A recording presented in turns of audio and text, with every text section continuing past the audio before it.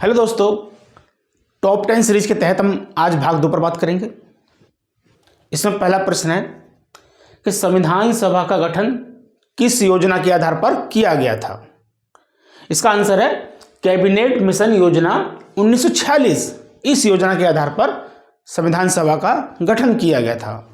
अगला प्रश्न है प्रस्तावना में संशोधन कब किया गया। तो प्रस्तावना में 1976 में 42वें संशोधन द्वारा संशोधन किया गया है। जो प्रश्न कंफ्यूज करता है वो क्या है कि कौन से शब्द जोड़े गए हैं, कौन से शब्द नहीं जोड़ेंगे, ऑप्शन में पूछ लेगा।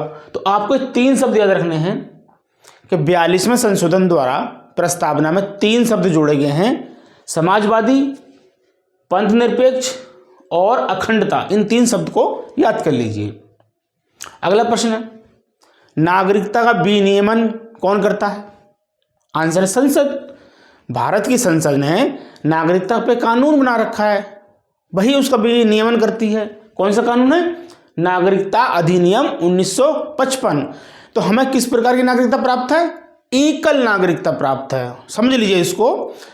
हम जो है अपने देश के नागरिक हैं और जिस राज्य में हम रहते हैं वहां के हम नागरिक नहीं हैं, वहां के हम क्या हैं? निवासी तो हैं, लेकिन हम अपने प्रदेश के नागरिक नहीं हैं। हम नागरिक हैं अपने देश के।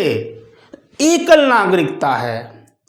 अमेरिका में दोहरी नागरिकता पाई जाती है। ये प्रश्न बहुत पूछा जाता है कि किस देश में दोहरी नागरिकता पाई जाती है।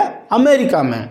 अमेरिका में जो वहाँ का नागरिक है अमेरिका देश का, वो अपने राज्य का भी नागरिक होता है और अमेरिका का भी नागरिक होता है, यानी दोहरी नागरिकता है। लेकिन भारत में एकल नागरिकता है। हम केवल अपने देश के नागरिक हैं, प्रदेश के नहीं। अगला प्रश्न है विधायी शक्ति का वितरण किस अनुसूची में दिया गया है। संविधान में 12 अनुसूचियां हैं, उसमें जो 7वीं अनुसूची है उसमें विधायी शक्ति का बंटवारा किया गया है। 3 सूचियों में किया गया है, संघ सूची, राज्य सूची, समवर्ती सूची। 7वीं अनुसूची में किया गया है विधायी शक्ति का वितरण। अगला प्रश्न है मूल अधिकार किस भाग में है, कौन कौन से अनुच्छेद आते हैं। तो मूल अधिकार संविधान के भाग 3 में है और अनुच्छेद 12 से 35 तक है। अगला प्रश्न है संविधान में संशोधन कौन कर सकता है। तो संविधान में संशोधन भारत की संसद कर सकती है। उसमें उसको बदल सकती है, उसमें कुछ चेंज कर सकती है, कोई नई चीज जोड़ सकती है या पुरानी चीज जो बेकार लग रही है उसको हटाया जा सकता है। तो संशोधन कौन कर सकता है संविधान में? भारत की संसद। अगला प्रश्न है संविधान का संरक्षक कौन है। तो हमारे संविधान का संरक्षक है सुप्रीम कोर्ट, सर्वोच्च न्यायालय। विधायिका या कार्यपालिका यदि हमारे संविधान के विरुद्ध कोई काम करती है तो सर्वोच्च न्यायालय उस कार्य को शून्य घोषित कर देगा, अविधिमान्य घोषित कर देगा और संविधान की रक्षा करेगा। इसीलिए सर्वोच्च न्यायालय को संविधान का संरक्षक कहते हैं।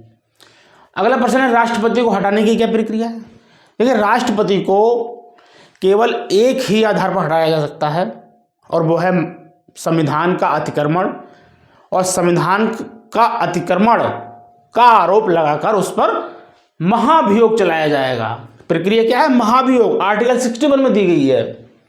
महाभियोग से ही हटाया जा सकता है, अन्य कोई प्रावधान नहीं है उसको हटाने का, केवल महाभियोग द्वारा हटाया जा सकता है। अगला प्रश्न है कि भारत सरकार का प्रथम विधि अधिकारी कौन होता है। यह महान्यायवादी, आर्टिकल 76 में अटॉर्नी जनरल ऑफ इंडिया, महान्यायवादी भारत सरकार का प्रथम विधि अधिकारी होता है। अगला प्रश्न है राज्यसभा का प्रधान सभापति कौन होता है। उपराष्ट्रपति। देखिए यहां अंतर समझना होगा। लोकसभा का जो अध्यक्ष होता है वो लोकसभा का सदस्य होता है, लेकिन राज्यसभा का जो सभापति है यानी अध्यक्ष जो है राज्यसभा का, वो वहां का मेंबर नहीं है, एक गैर सदस्य। ये प्रश्न कई बार पूछा गया है कि किस सदन का जो अध्यक्ष है, सभापति है, वो उसका सदस्य नहीं होता। तो राज्यसभा का जो सभापति है वो उपराष्ट्रपति होता है, पद से उपराष्ट्रपति होता है। उसका कोई राज्यसभा का कोई मेंबर उसका अध्यक्ष नहीं होता है, उपराष्ट्रपति होता है। धन्यवाद दोस्तों। अगली सीरीज में अन्य प्रश्नों पर डिस्कस किया जाएगा। धन्यवाद।